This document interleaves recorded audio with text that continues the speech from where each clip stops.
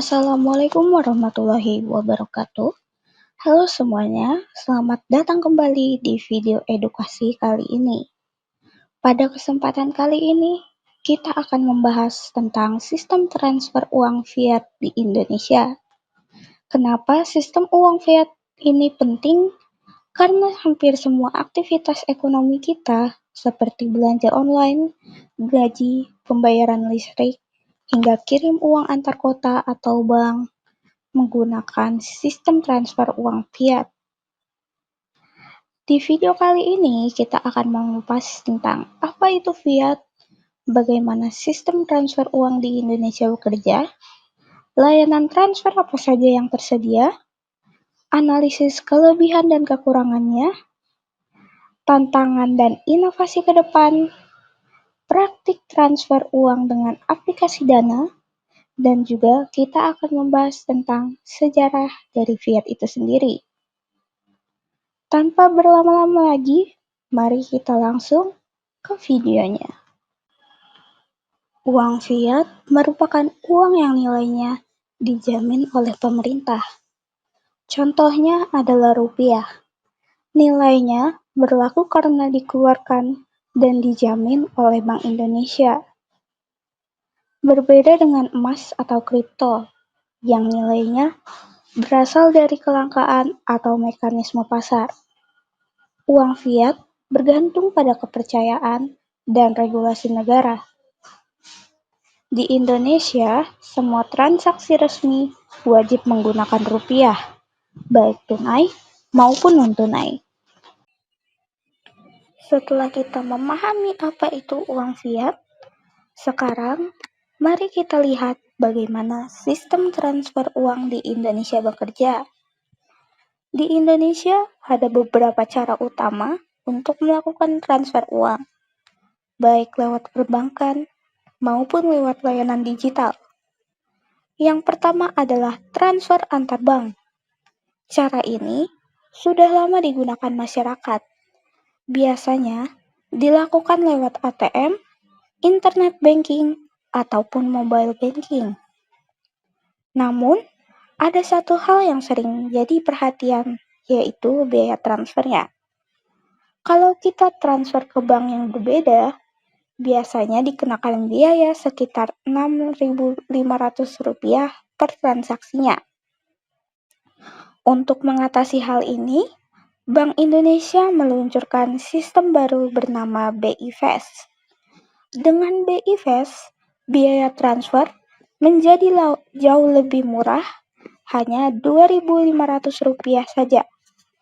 Dan prosesnya real time, artinya uang langsung sampai ke rekening tujuan.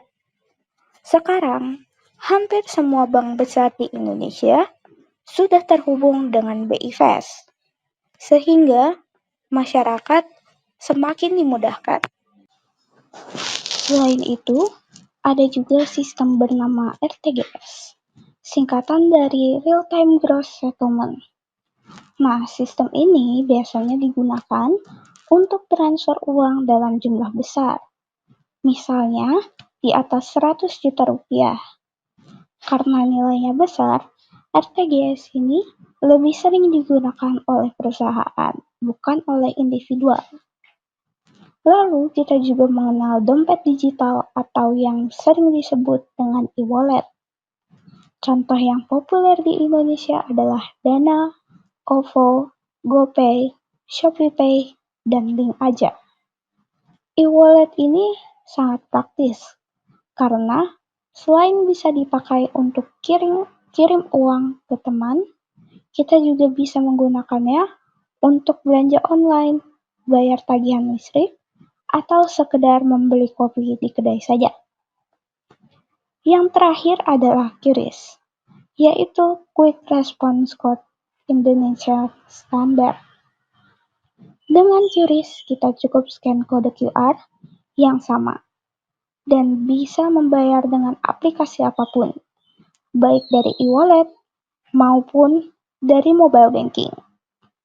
Ini memudahkan pedagang dan pembeli karena tidak perlu banyak kode QR yang berbeda-beda.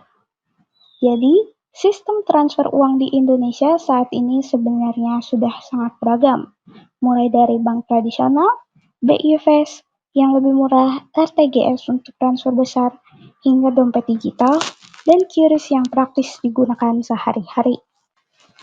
Baik, sekarang kita akan masuk ke bagian praktik langsungnya. Saya akan mendemonstrasikan bagaimana cara melakukan transfer uang menggunakan aplikasi Dana, salah satu e-wallet yang paling populer di Indonesia. Yang pertama, kita bisa langsung buka aplikasi Dana. Di smartphone kita, tampilannya juga sudah terlihat sederhana dengan menu utama kirim, scan, isi saldo, dan minta. Selanjutnya, untuk mengirim uang, kita pilih menu kirim di sini. Di sini ada beberapa opsi, yaitu kirim ke sesama pengguna Dana, kirim ke rekening bank, atau kirim via nomor HP. Misalnya kita ingin kirim ke sesama pengguna Dana, kita tinggal memasukkan nomor HP penerimanya saja, atau pilih langsung dari kontak yang kita punya. Sekarang kita tentukan jumlah uang, sebagai contoh, saya akan memasukkan 5.000. Periksa kembali nama penerima dan juga nominalnya. Pastikan sudah sesuai. Jika sudah benar, tinggal tekan kirim, lalu masukkan PIN keamanan aplikasinya. Selanjutnya, kita sudah selesai dan berhasil untuk mengirim saldo langsung masuk ke akun Dana penerimanya. Jadi dengan Dana, transfer uang bisa dilakukan hanya dalam hitungan detik, tanpa perlu ke bank ataupun ATM. Kalau kita identifikasi, ada banyak kelebihan dan kekurangan dari sistem transfer fiat di Indonesia. Kelebihannya seperti banyak pilihan metode transfer, prosesnya yang cepat dan real time, biayanya yang makin murah dengan BI Fast, aman karena diawasi Bank Indonesia dan OJK, serta user-friendly lewat mobile banking dan juga e-wallet. Namun, di balik itu terdapat juga beberapa kekurangannya, seperti masih ada biaya transfer antar bank jika sudah memenuhi kuotanya, tidak semua masyarakat punya akses internet yang stabil, risiko penipuan online dan juga kebocoran data, serta fragmentasi antar platform e-wallet yang kadang tidak bisa saling transfer gratis. Untuk tren saat ini, masyarakat makin terbiasa dengan digital payment, dan BI Fast juga semakin populer. Terutama QRIS juga mendorong UMKM untuk masuk ke sistem pembayaran digital. Setelah kita membahas tentang aplikasi fiat, tentu saja aplikasi ini memiliki beberapa tantangan dalam sistem transfer uang di Indonesia. Yang pertama, literasi keuangan digital yang masih rendah di sebagian masyarakat, dan juga keamanan cyber yang menjadi ancaman seperti phishing ataupun penipuan online, serta infrastruktur internet di daerah terpencil yang belum merata. Solusi yang bisa diberikan atau yang sedang dikembangkan saat ini adalah yang pertama, mengedukasi masyarakat melalui program literasi digital. Selanjutnya, penerapan sistem keamanan baru seperti biometrik dan AI untuk deteksi fraud. Dan juga kita bisa perluas akses jaringan 4G dan 5G di daerah-daerah Indonesia. Dulu, orang berinteraksi dengan cara barter, lalu beralih ke emas dan perak sebagai alat tukar. Seiring berjalannya waktu, pemerintah mulai mencetak uang kertas yang awalnya dijamin oleh cadangan emas.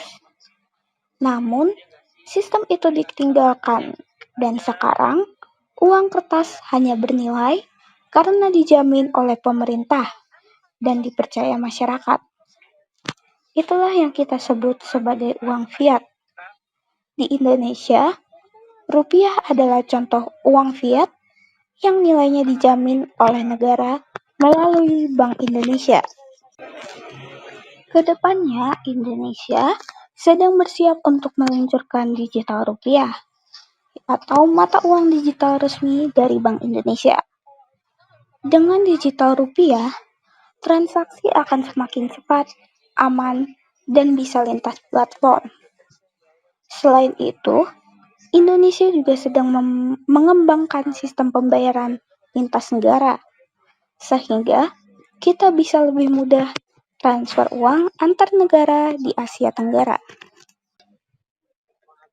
Kesimpulannya, sistem transfer uang fiat di Indonesia sudah berkembang pesat, mulai dari transfer konvensional via ATM ke BI Fast yang murah dan cepat, hingga ke e-wallet seperti Dana dan pembayaran QRIS.